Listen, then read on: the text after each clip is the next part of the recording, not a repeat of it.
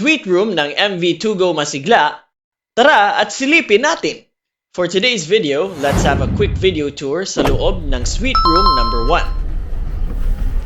1. Hi guys! So we're here on board MV2Go Masigla's suite room. And let's take a quick tour. So first of all, we have this huge living space right here with these comfortable couches. Perfect dito mag-work, mag-chillax, and pwede rin mag-emote, especially with this huge window kung saan may napakagandang view sa dagat. Lovely view! Approved. Next stop, of course, is meron tayong dalawang single beds na good for 2 passengers only. Wow! Napaka-komportable ng mga beds, and in fairness, malamig ang aircon sa loob.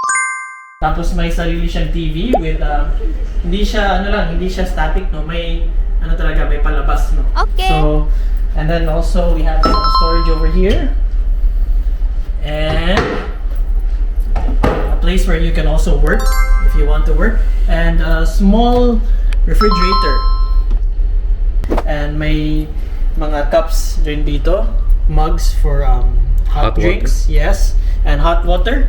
And it also has its own sink, as you can see here, guys. There's also complimentary toiletries. Meron din itong cabinet storage sa likod ng pinto para sa mga maleta at gamit nyo. Let's head into the bathroom, toilet and bath suite room of MV2Go Masigla. So as you can see here, no, Wow. may sarili siyang bathtub. It also has a bidet. Komportable ka ng mag-jabs, guys. And it also has a really nice view of the sea. So this is it, guys. So this is a suite room, no, of 2Go Masigla. So as you can see, no, maganda talaga, maluwag. It's very spacious, and it's ideal for long trips with family and for couples as well. So for more information, visit the official Facebook page of 2Go Travel, or you can also visit their website, travel.2go.com.ph.